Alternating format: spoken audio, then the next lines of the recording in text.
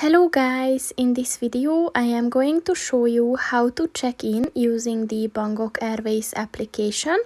But first I just want to mention, don't forget to subscribe to my channel, because at 10,000 subscribers I am going to show you my whole YouTube revenue statistics and growth strategy, as well as how to make money online. Let's jump into it.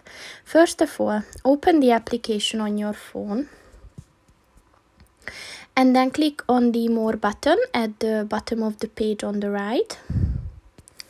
And then click on the Check-in button. So as you can see, there are three ways you can check in.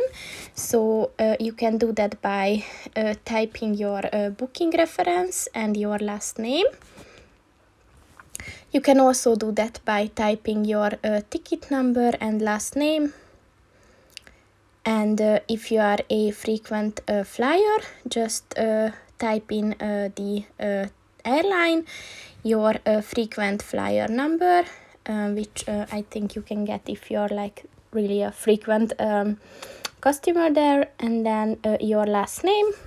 And if you did that, just click on the check-in button and you will be checked in.